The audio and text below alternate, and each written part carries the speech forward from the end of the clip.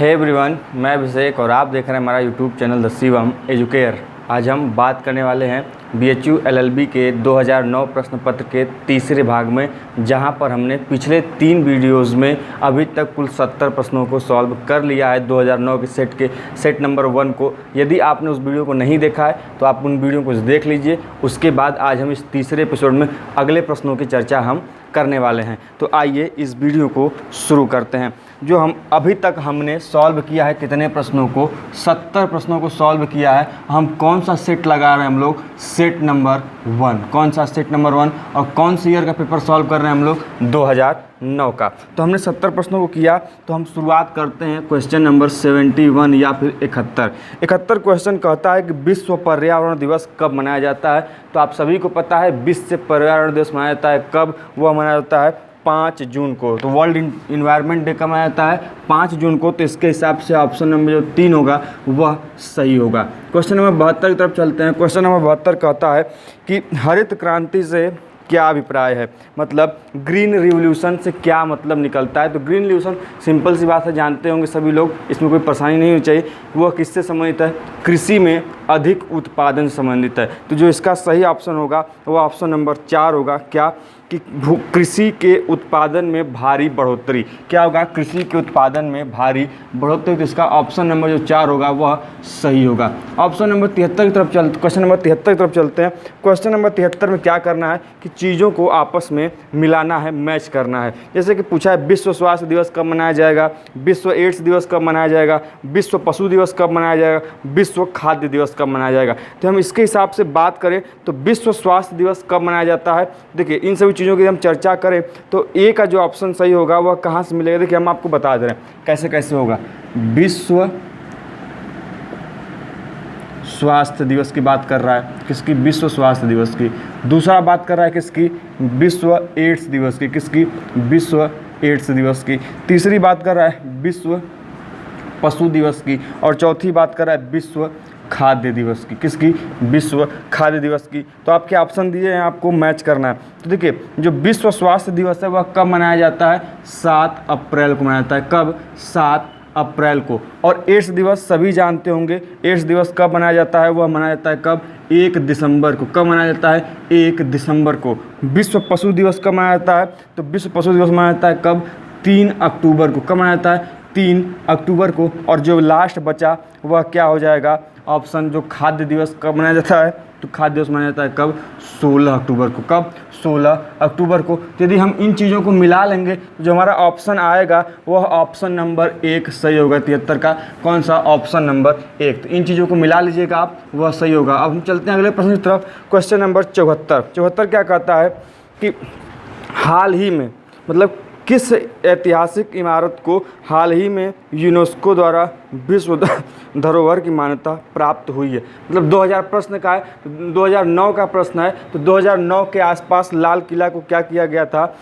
आप यूनेस्को में शामिल किया गया था एक धरोहर की सूची में। तो इसका जो सही उत्तर होगा तो वह क्या होगा, लाल किला, अर्थात 74 का ऑप्शन नंबर 3 कि लाल किला को 2009 के आसपास ही हाल ही में क्या किया गया था, उस समय यूनेस्को के धरोहर सूची में शामिल किया गया था। अगले प्रश्न की तरफ चलते हैं। क्वेश्चन नंबर 75 के, कौन सा, क्वेश्चन नंबर 75। वह कह रहा है 75 क्वेश्चन कि एक स्थान का अक्षांश जो भूमध्य रेखा पर स्थित है होगा, मतलब latitude of a place situated on equator. देखिए कोई भी चीज़ जो भूमध्य रेखा पर होगी या फिर क्या होगा, इक्वेटर पर होगा, उसका जो डिग्री या मापन होता है वो कितना होता है, 0। देखिए इक्वेटर पे चीज़ें कहाँ को क्या होती हैं, 0 होती हैं। इसमें ऑप्शन दिया भी है 0 डिग्री। कितना होगा, 0 डिग्री अक्षांश होगा।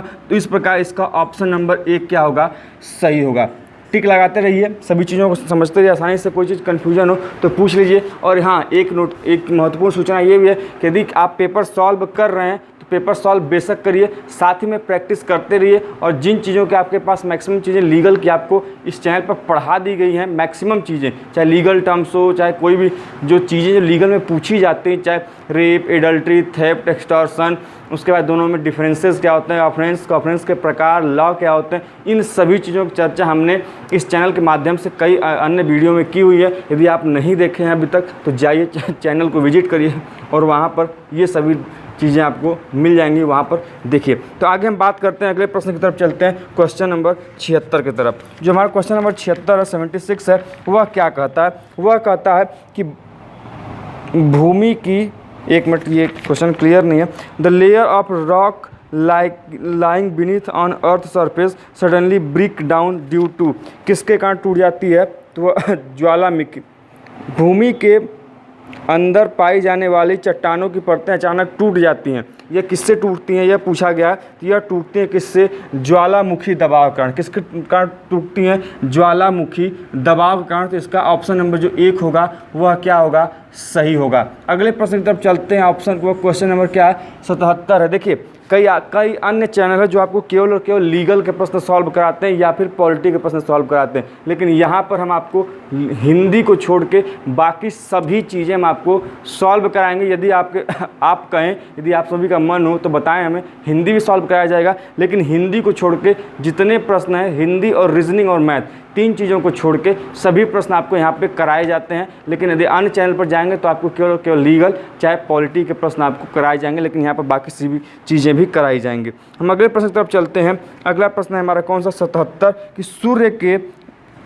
गिर्द किस ग्रह का पथ सबसे लंबा है?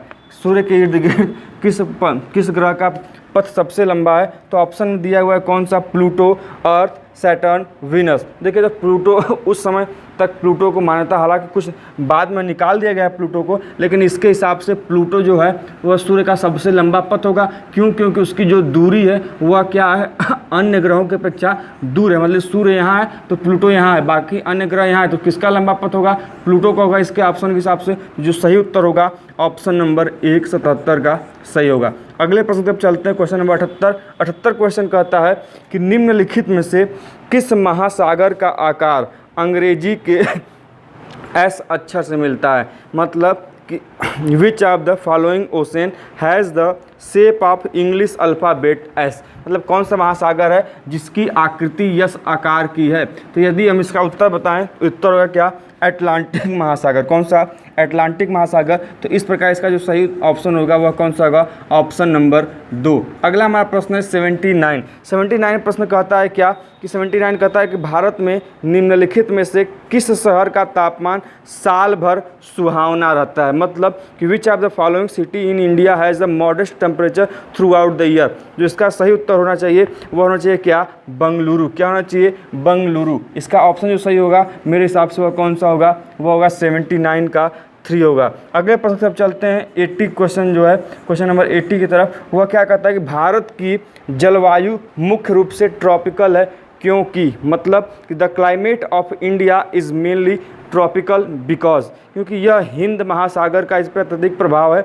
जी हाँ, बिल्कुल ऑप्शन नंबर जो 3 है वह सही है। क्यों? क्योंकि the over powering influence of Indian ocean. देखिए इंडियन ओशन, भारतीय जो कॉन्टिनेंट है, जो भारत का जो उप महाद्वीप है, यदि हम देखें तो इसके मैक्सिमम भाग में जो है यह इंडियन हिंद महासागर के किनारे अवस्थित है और हिंद महासागर का ही प्रभाव पड़ता है ट्रॉपिकल होने के कारण।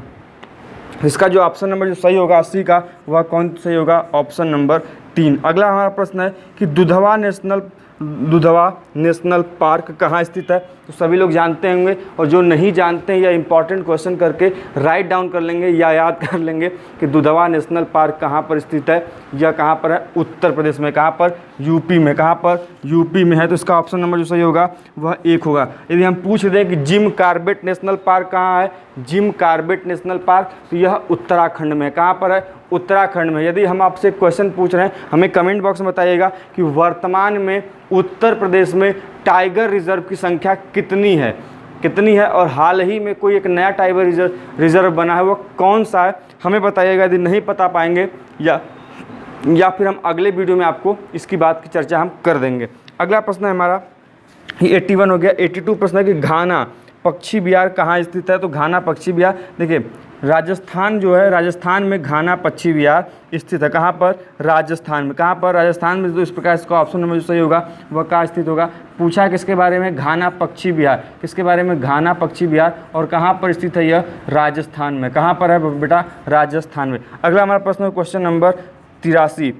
क्वेश्चन नंबर 83 क्या है कि काली मिट्टी जो है, काली मिट्टी कहाँ पाई जाती है? तो काली मिट्टी में ऑप्शन दिया है महाराष्ट्र, गुजरात, मध्य प्रदेश इत्यादि। तो काली मिट्टी जो बहुलता वाला क्षेत्र है वह क्या है कि जो गुजरात का क्षेत्र है, खासकर जो महाराष्ट्र का क्षेत्र है, इधर काली मिट्टी का बहुत मात्रा में काली मिट्टी वहाँ पर पाई जाती है। तो इस ऑप्शन के हिसाब से यह उपरोक्त तीनों अर्थात महाराष्ट्र, गुजरात और मध्य प्रदेश में काली मिट्टी पाई जाती है। तो ऑप्शन नंबर जो 83 का सही होगा वह ऑप्शन नंबर 4 सही होगा। अगले प्रश्न की तरफ चलते हैं, क्वेश्चन नंबर 84 की तरफ। क्वेश्चन नंबर 84 कहता है क्या कि साल, टीक एवं सदल महत्वपूर्ण वृक्ष हैं। साल, टीक एवं सदल महत्वपूर्ण वृक्ष हैं। हालांकि मुझे इसका वास्तव में उत्तर नहीं पता, लेकिन फिर भी मेरे हिसाब से जो होगा, इसके बारे में मेरी पूर्ण जानकारी नहीं है, आप हमें बता भी सकते हैं चाहे तो कमेंट बॉक्स में। साल, टीक एवं सदल महत्वपूर्ण वृक्ष हैं कहाँ के?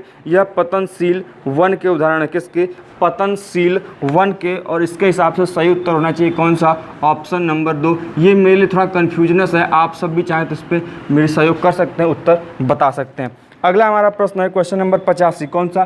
क्वेश्चन नंबर 85 क्या है कि विश्व में चाय का सबसे बड़ा उत्पादक देश कौन सा है? देखिए, उस समय से हिसाब से चाय का सबसे बड़ा उत्पादक देश कौन है? भारत था। कौन है? भारत था। कौन? भारत। विश्व में सबसे बड़े चाय का उत्पादक देश कौन? भारत। तो ऑप्शन नंबर 1 क्या होगा? सही होगा। क्वेश्चन नंबर 86 की तरफ चलते हैं। क्वेश्चन नंबर 86 कहता है कि पहला तेल का कुआं कहाँ खोदा गया था? तो सभी लोग जानते होंगे पहला तेल का कुआं कहाँ खोदा गया था? असम के कहाँ पर? डिगबोई में। कहाँ पर खोदा गया था बेटा? असम के डिगबोई में खोदा गया था। तो ऑप्शन में आपको डिगबोई दिख रहा होगा। तो क्वेश्चन नंबर 86 का जो ऑप्शन नंबर 3 है वह डिगबोई को बताता है, तो वह सही होगा। अगले प्रश्न की तरफ चलते हैं, क्वेश्चन नंबर 87 की तरफ। नेपानगर किस लिए प्रसिद्ध है? Nepanagar is famous for. तो नेपानगर किस लिए प्रसिद्ध है? यह अखबारी कागज़ के लिए, मतलब जो अखबारी कागज़ होते हैं उसके लिए फेमस है क्या? नेपानगर। तो उसका ऑप्शन नंबर जो सही होगा कि ये न्यूज़ प्रिंट फैक्ट्री या फिर अखबारी कागज़ों के कारखानों के लिए फेमस है। इसका ऑप्शन नंबर जो 3 है वह क्या होगा? सही होगा। क्वेश्चन नंबर 88 की तरफ चलते हैं। क्वेश्चन नंबर 88 कहता है कि स्वतंत्रता के अवसर पर भारत के प्रमुख उद्योग क्या थे? जूट था, सूती वस्त्र था, सीमेंट था, चीनी था। सभी लोग जानते हैं कि स्वतंत्रता के समय स्वदेशी चीज़ों की काफ़ी बात होती थी और सूती वस्त्रों का उत्पादन काफ़ी मात्रा में भारत कर रहा था। तो उस समय जो सूती वस्त्र था, जो कॉटन टेक्सटाइल था, वो स्वतंत्रता के समय क्या था? भारत का एक प्रमुख उद्योग था। तो जिसका ऑप्शन नंबर सही होगा वह 2 सही होगा। क्या कि स्वतंत्रता के समय भारत का जो प्रमुख उद्योग था वह क्या था? कॉटन टेक्सटाइल या फिर क्या था? सूती वस्त्र था। तो 88 का ऑप्शन नंबर 2 सही होगा। हम 89 क्वेश्चन की तरफ चलते हैं। 89 क्वेश्चन कहता है हमारा क्या कि कच्चे तेल के सबसे बड़े ज्ञात भंडार कहाँ पर स्थित हैं? देखिए, कच्चा तेल मतलब largest known reserve of crude oil are found in. तो कच्चा तेल सबसे बड़ा जो भंडारण पाया गया है वह कहाँ पर? सऊदी अरब में। कहाँ पर? सऊदी अरब में, सऊदी अरबिया में पाया गया। इसका ऑप्शन नंबर जो सही होगा वह कौन सा होगा? Option number 2। हम क्वेश्चन नंबर 90 की तरफ चलते हैं। क्वेश्चन नंबर 90 कहता है कि सतारा किसके लिए जाना जाता है? तो सतारा फेमस है किसके लिए? बिजली या कोयला से बिजली उत्पादन के लिए। किसके लिए? कि थर्मल पावर प्लांट के लिए। किसके लिए? थर्मल पावर प्लांट के लिए फेमस है। कौन फेमस है? सतारा फेमस है। हमें बताइएगा कि यह सतारा स्थान कहाँ पर स्थित है? कमेंट बॉक्स में हमें बताइए कि सतारा स्थान कहाँ पर स्थित है। जो क्वेश्चन नंबर 90 है उसका ऑप्शन नंबर 1 सही होगा कि सतारा किस लिए फेमस है? वह कोयला से बिजली उत्पादन के लिए। अगले प्रश्न की तरफ चलते हैं, क्वेश्चन नंबर 91। क्वेश्चन नंबर 91 क्या कहता है? 91 है क्या? ये रीजनिंग का प्रश्न है। आप रीजनिंग का प्रश्न आसानी से सॉल्व कर लेंगे। रीजनिंग के प्रश्नों को हम नहीं हमने बोला कि रीजनिंग के प्रश्न। हाँ, अगला प्रश्न है जो शुरू होता है वो हमारा 98 से जो हमारा प्रश्न शुरू होता है कि इयान थोपे किस खेल से संबंध रखते हैं? कहाँ से प्रश्न शुरू हो रहा है? 98 से प्रश्न शुरू हो रहा है। इयान थोपे कहाँ से संबंध रखते हैं? इसके पहले भी एक प्रश्न है 97 कि उस समय फिल्म सेंसर बोर्ड के अध्यक्ष कौन थे? इसकी जानकारी मुझे नहीं है, मैंने टिक नहीं लगाया है, मैंने इसको सॉल्व नहीं किया। तो हालांकि हम इसको कब से सॉल्व करेंगे? 98 क्वेश्चन से। तो 98 क्वेश्चन कहता है कि इयान थोपे किस खेल से संबंधित रखते हैं? तो इयान थोपे का संबंध किस खेल से है? स्विमिंग से या फिर तैराकी से कह लें। इसका ऑप्शन नंबर 3 सही होगा। इसको आप लोग याद कर लीजिएगा, इयान थोरपे। किसको? इयान थोरपे। ठीक, यानथोर्पे किस खेल से संबंधित हैं? तो ये किससे हैं? स्विमिंग से संबंधित हैं या फिर तैराकी से संबंधित है। अगला प्रश्न है कि 2020 क्रिकेट चैंपियनशिप में किसने 6 छक्के एक ही ओवर में लगाए? तो उस समय का हालिया था 2009 में था, 2007 वर्ल्ड कप में लगाया गया था इंग्लैंड के खिलाफ। किसने लगाया था? युवराज सिंह लगाया था। किसने? युवराज सिंह ने लगाया था। तो उसके हिसाब से जो ऑप्शन नंबर सही होगा 99 का, वह कौन सा होगा? ऑप्शन नंबर 1 सही होगा। इससे कोई भूलता भी नहीं होगा, सभी लोग जानते भी होंगे। अगला हमारा प्रश्न है क्वेश्चन नंबर 100। यह कहता है कि 2010 के कॉमनवेल्थ गेम कहाँ आयोजित होंगे? मतलब 2010 के अनुसार कहाँ होना था आयोजित? 2010 का कॉमनवेल्थ कहाँ आयोजित हुआ था? तो वह हुआ था कहाँ पर? भारत में। कहाँ पर हुआ था? भारत में। तो ऑप्शन नंबर 1 सही होगा इसका। अगला हमारा प्रश्न है क्वेश्चन नंबर क्या 101 कि राष्ट्रीय युवा दिवस हर वर्ष 12 जनवरी को किसके जन्म दिवस पर मनाया जाता है? तो राष्ट्रीय युवा दिवस किसके जन्म दिवस पर मनाया जाता है? तो कब मनाया जाता है? किसके? राजीव गांधी के। किसके? राजीव गांधी के मनाया जाता है। कब मनाया जाता है? वह 12 जनवरी को मनाया जाता है। किसके पर? राजीव गांधी पर। तो ऑप्शन नंबर इसका जो सही होगा वह 2 सही होगा। अगला प्रश्न है हमारा क्वेश्चन नंबर 102 कि मालिमथ आयोग का गठन किसमें सुधार के लिए देने के लिए वो आयोग गठन किया गया था? देखिए यह काफ़ी मोस्ट इंपॉर्टेंट है, एकदम भूलेगा मत। कौन सा? मालिमथ आयोग। कौन सा आयोग? मालिमथ आयोग। देखिए आपके एग्जाम से पहले जितने आयोग हैं, कन्फ्यूजन होता है ना कि स्वर्ण समिति, कैबिनेट मिशन योजना, किसके बाद मालिमथ आयोग, राजमन्नार आयोग, जितने भी आयोग आपके पॉलिटिकल साइंस में या फिर पॉलिटी से संबंधित आयोग बनाए गए किसी चीज़ का निर्माण या किसी चीज़ की जांच करने के लिए, हम कोशिश करेंगे कि आपको 2 से 3 वीडियो में 50 आयोगों के बारे में, कब उसका गठन हुआ, इसके अध्यक्ष कौन थे और इसके कार्य क्या थी, इन चीज़ों की हम डिटेल में चर्चा करेंगे वीडियो के माध्यम से। यदि आप सभी का सुझाव होगा तभी हम इन चीज़ों को करेंगे। तो आप क्या चाहते हैं, आपका सुझाव है कि हम करें या ना करें, प्लीज़ हमें कमेंट बॉक्स में बताइएगा। अगला हमारा प्रश्न है कि मालिमथ आयोग का गठन किस लिए किया गया था? तो यह आपराधिक न्यायालय में सुझाव के लिए। किसके लिए? आपराधिक न्याय के लिए। किसके?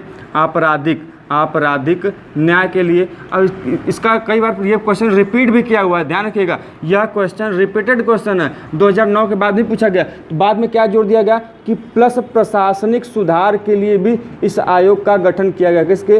प्रशासनिक सुधार के लिए। पहला आपराधिक न्याय, दूसरा प्रशासनिक सुधार। तो इसके हिसाब से ऑप्शन नंबर क्या सही हो जाएगा? ऑप्शन नंबर 3 सही हो जाएगा। अगला हमारा प्रश्न है क्वेश्चन नंबर 104। कौन सा? 103 जो क्वेश्चन है वह कहता है कि 370 किससे संबंधित है? तो सभी लोग जानते होंगे, इसमें कोई बताने की बात तो है नहीं यार कि वह किससे संबंधित है। वह है किससे? जम्मू कश्मीर। यदि नहीं जानते हो तो गुरु तुमको इस गोले पर आने कोई हद नहीं, तुरंत फूट लो और कट लो, कोई मतलब नहीं तुम्हारा, क्योंकि यदि 370 नहीं जानते तो फिर तुम्हारे पढ़ने का कोई मतलब नहीं है। अगला हमारा प्रश्न है क्वेश्चन नंबर 104। क्या है? 104। वह क्या 104 कि भारत में विकसित चालक रहित वायुयान है उस समय के हिसाब से कि which of the one of the following is indigenously developed क्या है? पायलटलेस एयरक्राफ्ट। तो वह कौन सा था? वह था कौन? लक्ष्य। कौन था? लक्ष्य था। तो ऑप्शन नंबर जो इसका सही होगा वह क्या होगा? तीसरा सही हो। सॉरी, मैंने 105वां क्वेश्चन बोल दिया 104 के स्थान पर, यह 105वां था। कौन सा क्वेश्चन था? कि पायलट रहित जो उसमें विमान विकसित किया गया था, लक्ष्य किया गया था, वह क्वेश्चन नंबर 105 का ऑप्शन नंबर 3। 104 छूट गया तो 104 को हम लोग कर लेते हैं। 104 कहता है कि लिविंग विथ ऑनर। कौन सा पुस्तक? लिविंग विथ ऑनर पुस्तक किसने लिखा है? तो लिविंग विथ पुस्तक ऑनर किसने लिखा है? किसने लिखा है? शिव खेड़ा ने। किसने? शिव खेड़ा ने। तो ऑप्शन नंबर 2 इसका सही होगा। ये पुस्तक आप लोग लिख लीजिएगा, यह पुस्तक पूछा जा सकता है एग्जाम में, क्योंकि कभी कभी क्या होता है कि प्रश्न आपसे रिपीट कर दिए जाते हैं। तो यह जो लिविंग विथ ऑनर पुस्तक है किसने लिखा है? शिव खेड़ा ने लिखा है। अगला हमारा प्रश्न है कि सार्क का सचिवालय कहाँ पर है? तो सार्क का सचिवालय कहाँ पर है?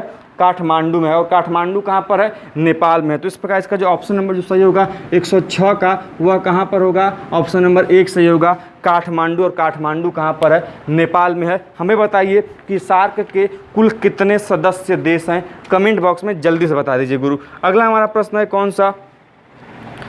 हमने कहाँ तक चर्चा की अभी तक? 106 तक का चर्चा की। अब हम चलते हैं कौन से? क्वेश्चन नंबर 107 की तरफ। 107 कहता है कि Indian cricketer of 20th century का विजडन खिताब किस भारतीय को दिया गया, इसकी मुझे जानकारी नहीं है, हमें इसकी जानकारी नहीं है, तो इस क्वेश्चन को हम स्किप करते हैं। यदि आप सभी को पता होगा कि 2009 में इंडियन क्रिकेट सेंचुरी अवार्ड किसको दिया गया तो हमें बताइएगा। अगला प्रश्न है कि नल सरोवर पक्षी विहार कहाँ पर स्थित है। कौन सा? नल सरोवर पक्षी विहार। देखिए जितनी चीज़ें आपको जीके वाली हैं उनका एक जगह नोट्स बना लीजिए, क्योंकि कभी कभी क्या होता है कि मैक्सिमम टाइम ये क्वेश्चन क्या होते हैं, रिपीट हो जाते हैं। नल सरोवर पक्षी विहार कहाँ स्थित है? यह है उड़ीसा में। कहाँ पर स्थित है? उड़ीसा में। अब देखिए उड़ीसा में है ना, तो अब इसका जो ऑप्शन नंबर जो सही होगा, 108 क्वेश्चन है यह, तो ऑप्शन नंबर 1 सही होगा। 109वें प्रश्न की तरफ बढ़ते हैं। 109वां प्रश्न कहता है कि विश्व में पेट्रोल के दामों का निर्धारण कौन करता है। देखिए विश्व में पेट्रोल के दामों का नियंत्रण कौन करता है? ओपेक एक संस्था है पेट्रोलियम की, वह निर्धारित करती है क्या? ओपेक निर्धारित करती है विश्व में पेट्रोलियम जो पदार्थ होते हैं उनके दामों को कौन निर्धारित करता है? यही ओपेक। हमें बताइएगा कि इस ओपेक का मुख्यालय कहाँ पर है और इसके हेड कौन है। ये काफ़ी महत्वपूर्ण क्वेश्चन है, करंट का भी क्वेश्चन है। ये क्यों है मैं आपको बताऊंगा कि ओपेक का 2019 में काफ़ी चर्चा में रहा। ये ओपेक काफ़ी महत्वपूर्ण है, यह पेट्रोलियम के लिए महत्वपूर्ण संगठन है, ये पेट्रोलियम संबंधित कार्यों को संपादित करता है। इसका जो ऑप्शन नंबर जो सही होगा कि निर्धारित कौन करता है, वह करता है कौन? ओपेक। तो 109 का ऑप्शन नंबर 3 सही होगा। क्वेश्चन नंबर 110 चलते हैं। 110 कहता है कि गंगा नहीं गुजरती, उत्तर प्रदेश से गुजरती है, बिहार में गुजरती है, पश्चिम बंगाल में गुजरती है, हरियाणा में गुजरती है? नहीं, हरियाणा में गंगा नहीं जाती। तो ऑप्शन नंबर जो इसका सही होगा 110 का वह कौन सा होगा? ऑप्शन नंबर 4 गंगा हरियाणा में नहीं जाती। हम चलते हैं 111 प्रश्न की तरफ। 111 प्रश्न कहता है क्या कि ये सब प्रश्न 111 रीजनिंग का प्रश्न है या मैथ का, इसको छोड़ देते हैं। 112 प्रश्न है कि विश्व व्यापार संगठन WTO, कौन सा है 112 क्वेश्चन कि WTO की मुख्यालय पूछा है। WTO का मुख्यालय कहाँ पर है? जिनेवा में है। कहाँ पर है बेटा? जिनेवा में है। और जिनेवा कहाँ पर है? स्विट्जरलैंड। देखिए एक बात याद रखिएगा क्या कि कभी कभी क्या करता है कि जिनेवा नहीं देगा आपको, सीधा पूछ देगा स्विट्जरलैंड। क्या कि WTO का मुख्यालय है, देश का नाम दे देगा, तो देश का नाम देगा तो स्विट्जरलैंड और स्थान का नाम देगा तो जिनेवा। क्या? जिनेवा। देखिए जिनेवा में मैक्सिमम चीज़ों के हैं, तो आप कौन कौन से हैं मैं इसको वीडियो में बनाया हूँ, कौन कौन से संगठन है जिनेवा में, कौन कौन से संगठन कहाँ कहाँ पर, इसकी वीडियो मैं बना चुका हूँ, आप चैनल के माध्यम से उसको देख सकते हैं। अगला हमारा प्रश्न है कौन सा? 112 हो गया। 113वां प्रश्न है कि हीराकुंड बांध परियोजना किस नदी पर बनी है। तो हीराकुंड बनी है किस पर? महानदी पर। किस पर बनी है? महानदी पर। तो इसका ऑप्शन नंबर जो सही होगा वह 3 होगा कि हीराकुंड नदी महानदी पर बनी है। ऑप्शन जो क्वेश्चन नंबर 114 है यह कहता है कि कल्पक्कम परमाणु संयंत्र कहाँ स्थित है। तो कल्पक्कम परमाणु संयंत्र स्थित है कहाँ पर? तमिलनाडु में। कहाँ पर बेटा? तमिलनाडु में। तो ऑप्शन नंबर 114 का ऑप्शन नंबर जो होगा 3 सही होगा। 115 प्रश्न की तरफ चलते हैं। 115 प्रश्न हमारा कहता है क्या कि नंदन नीलकणी संबंधित है किससे। तो नंदन नीलकणी संबंधित है किससे? इन्फोसिस से। किससे संबंधित है? इन्फोसिस से। तो क्वेश्चन नंबर 115 का जो सही होगा वह कौन सा सही होगा? ऑप्शन नंबर 3 सही होगा। अगला हमारा प्रश्न है क्वेश्चन नंबर क्या? 116। क्या सही है? क्वेश्चन नंबर 116 क्या प्रश्न कहता है कि विश्व किस पेट्रोल कंपनी का बढ़िया किस्म पेट्रोल स्पीड के नाम से जाना जाता है। मतलब पेट्रोल का एक किस्म है, उसको बोला गया है उस समय क्या? स्पीड। तो स्पीड किस कंपनी का पेट्रोल है यह पूछा गया है। तो उस समय 2009 में वह किसका था? भारत पेट्रोलियम का था। जो स्पीड पेट्रोल था उस समय वह किसने बनाया था, मतलब किस नाम से उन्होंने लॉन्च किया था, किस कंपनी ने? तो वह भारत पेट्रोलियम ने किया था। इसलिए 116 जो क्वेश्चन नंबर है उसका एक ऑप्शन सही होगा। 117 प्रश्न की तरफ चलते हैं कि भारत में सफ़ेद क्रांति, श्वेत क्रांति को बोल दिया यहाँ पर सफ़ेद क्रांति, ध्यान दीजिएगा कोई अलग चीज़ नहीं है। वाइट रिवॉल्यूशन, तो वाइट रिवॉल्यूशन पहली बात किससे संबंधित है? वाइट रिवॉल्यूशन संबंधित है किससे? दुग्ध क्रांति से। और दुग्ध क्रांति में कौन हमारे जनक कहे जाते हैं भारत के? डॉक्टर वर्गीस कुरियन। कौन? डॉक्टर वर्गीस कुरियन। तो हमने 2 चीज़ यहाँ पर जानी, पहला जाना क्या कि दुग्ध क्रांति किससे संबंधित, किसको बोलते हैं? श्वेत क्रांति को बोलते हैं। और उसके जनक कौन है? डॉक्टर वर्गीस कुरियन है। तो इसका ऑप्शन नंबर 17 क्या से होगा? Option number 3। 118 प्रश्न की तरफ चलते हैं। 118 प्रश्न कहता है क्या कि भारत में रबर का मुख्य उत्पादन कहाँ पर होता है। तो भारत में रबर का मुख्यतः उत्पादन कौन सा राज्य करता है कौन? केरल। केरल राज्य हमारे भारत में रबर का सबसे ज़्यादा उत्पादन करता है। तो इसका ऑप्शन नंबर 3 सही होगा। 119 प्रश्न की तरफ चलते हैं। 119 प्रश्न क्या कहता है? 119 प्रश्न कहता है कि किस देश ने तटस्थ की नीति त्याग कर 2003 में संयुक्त राष्ट्र संघ की सदस्यता ली? तो 2003 में सदस्यता ली थी किसने? स्विट्जरलैंड ने। स्विट्जरलैंड ने तटस्थ नीति को त्यागा था और 2003 में सदस्यता ली थी। तो इसका ऑप्शन नंबर 3 सही होगा। अगला प्रश्न है क्वेश्चन नंबर 120। 120 कहता है कि उस्ताद अजमद अली खां किस चीज़ को बजाते थे, मतलब वह किस चीज़ के एक्सपर्ट थे? तो वह किसके हैं? उस्ताद अजमद अली खान। तो वह किससे संबंधित है? तबले से। किससे? तबले से। तो इसका ऑप्शन नंबर जो 4 होगा वह सही होगा। अगला हमारा प्रश्न है क्वेश्चन नंबर 121। 121 प्रश्न कहता है क्या कि द्विखंडित उपन्यास किसने लिखा है? Who is the author of novel Dwikhandit? तो वह किसने लिखा है? तस्लीमा नसरीन। यह इंपॉर्टेंट पुस्तक है, लिख लीजिएगा कि द्विखंडित उपन्यास किसने लिखा?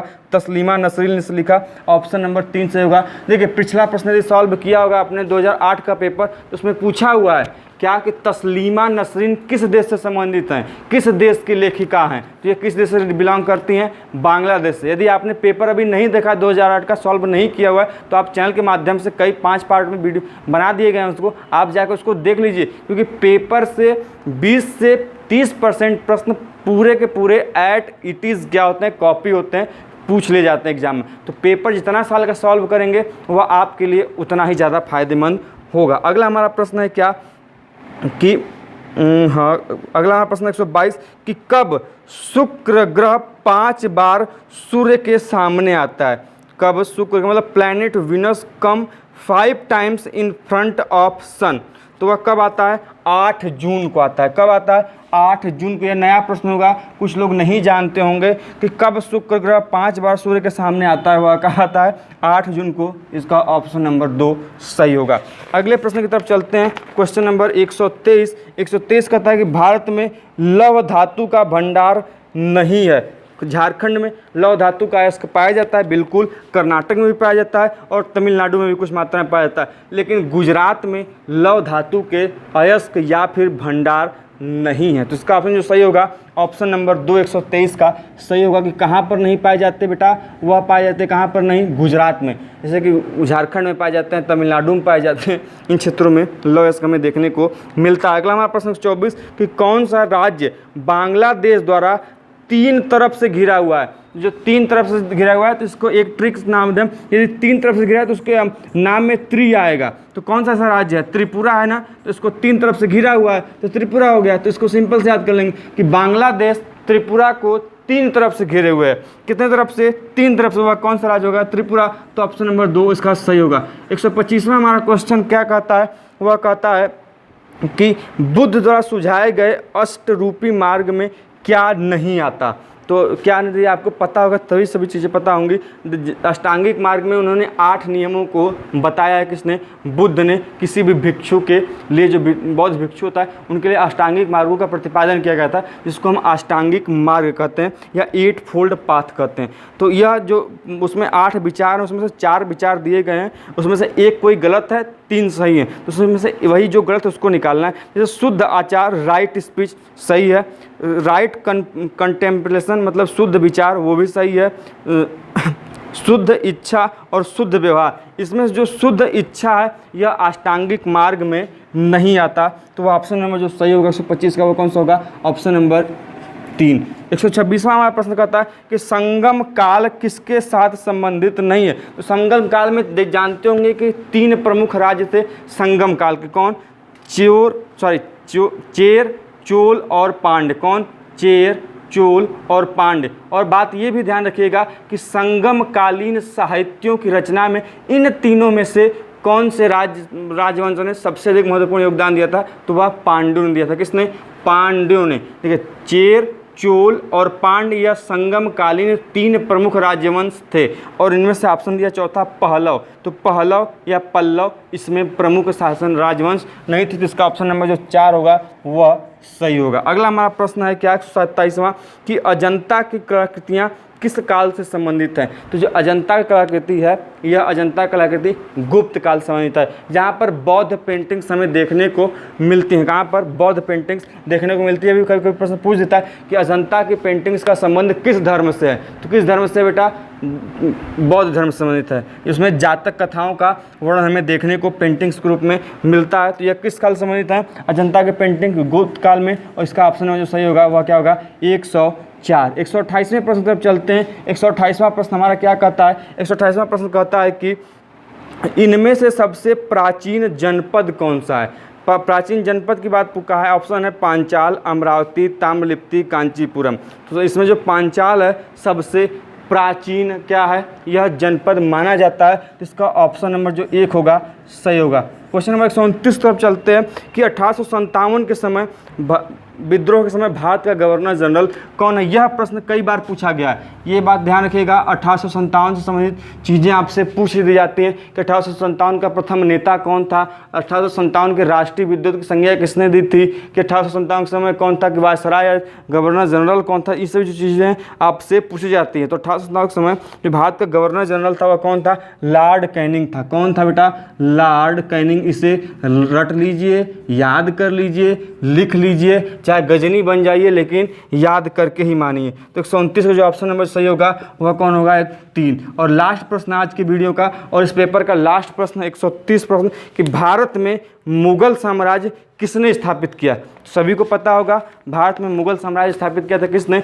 बाबर ने। किसने किया था बेटा? बाबर ने। तो इसका ऑप्शन नंबर 130 का जो ऑप्शन नंबर सही होगा वह क्या होगा? ऑप्शन नंबर 2 कि मुगल साम्राज्य की स्थापना किसने की थी? भारत में बाबर ने की थी। तो इस प्रकार हमने इस वीडियो के माध्यम से 2009 के पेपर की सॉल्यूशन कर लिए। हिंदी बचा हुआ है, हिंदी आप अपने से कर सकते हैं। यदि नहीं मन करने का मन आप चाहते हैं कि हम कराएं तो हमें कमेंट बॉक्स में बताइए। हम अगले कुछ वीडियो में हिंदी के अलग से हम सेशन बनाकर हिंदी के जितने प्रश्न हैं आपको बता देंगे, उनके बारे में बता देंगे, उनसे डिटेल जानकारी के साथ। तो मिलते हैं ऐसी इंटरेस्टिंग वीडियो के साथ नेक्स्ट वीडियो में।